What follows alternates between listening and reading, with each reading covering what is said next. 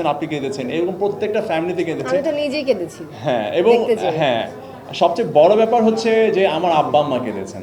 হ্যাঁ, আমি খুবই হ্যাপি যে আমার আব্বা আম্মা অনেকদিন পরে একটা নাটক শুরু থেকে শেষ পর্যন্ত দেখেছেন এবং দে ক্রাইড লাইক হেল, এবং আমাকে বলে যে তুমি এই ধরনের নাটক আর কইরো না।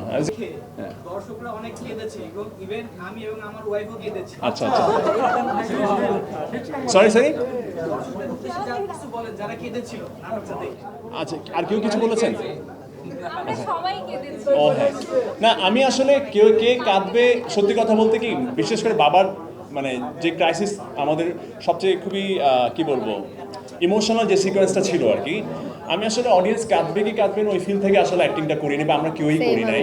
হ্যাঁ, মানে এটা হচ্ছে কি আমরা তো আসলে গল্পের ভেতরে ছিলাম, আমরা চেষ্টা করেছি মানে গল্পের ভেতরে থেকে ওই জিনিসটাকে ফিল করে আসলে কাজ করার। কখন চোখে পানি আসলো, কখন নাকে পানি আসলো, সত্যি কথা কিছুই বুঝি নাই। এবং আমরা আলহামদুলিল্লাহ যে অডিয়েন্স কানেক্ট করতে পেরেছেন এবং এত এত অডিয়েন্সের রেসপন্স, আপনি বলছেন আপনি কেঁদেছেন, এরকম প্রত্যেকটা ফ্যামিলিতে কেঁদেছে। আমি তো নিজেই কেঁদেছি। হ্যাঁ, এবং হ্যাঁ, সবচেয়ে বড় ব্যাপার হচ্ছে যে আমার আব্বা আম্মা কেঁদেছেন।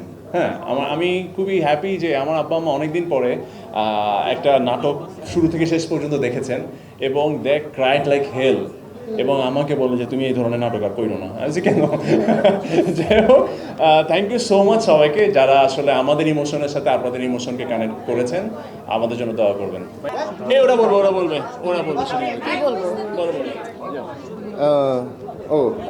কি বলবো, আচ্ছা মানে আমরা কষ্ট পেলে ভালোবাসি অ্যাকচুয়ালি। হ্যাঁ, কষ্ট পেলে, পরিবারে ব্যর্থতা থাকলে, হ্যাঁ মানে দুঃখ থাকলে, কষ্ট থাকলে, তখন আমরা বুঝতে পারি যে পরিবারের পারস্পরিক দায়িত্ববোধ এবং ভালোবাসার জায়গাটা কোথায়। তো এরপরে প্রশ্ন করবেন আমার এই যে ভাবিকে প্রশ্ন করেন, প্লিজ ওনাকে ডেকে নিয়ে আসি। একটা প্রশ্ন তো অবশ্যই করা উচিত, এবং আমার মেহেরিনকে প্রশ্ন করেন। আমার মেহেরিন না, আগে ভাবিকে প্রশ্ন করেন প্লিজ।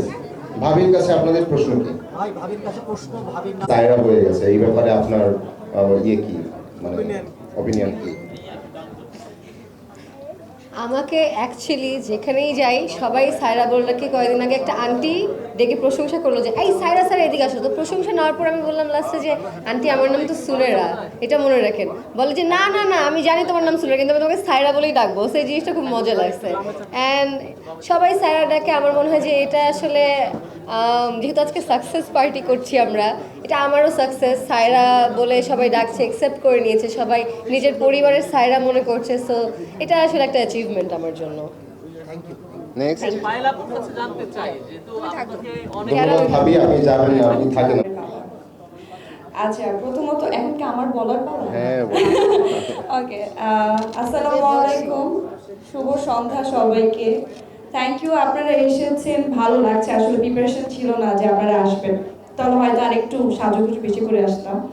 সো যাই হোক, সবার প্রথমে আসলে ধন্যবাদ, মানে অনেক পেয়েছে রাজভাই, হয়তো বা ধন্যবাদের জায়গা মনে হয় ঘুরে গেছে। আসলে আমার জায়গা আসছে কিনা জানি না, ধন্যবাদ রাজভাইয়া, ধন্যবাদ, থ্যাংক ইউ সো মাচ। এত সুন্দর একটা ক্যারেক্টার আপনি আমাকে দিয়েছেন, যেটা আসলে আমার মনে হয় যে মনে রাখার মতো একটা ক্যারেক্টার। আমি কোথাও গেলে বলতে খুব ভালো লাগে, একটা প্রাউড ফিল হয় যে না আমি খুব ভালো একটা কাজ করেছি।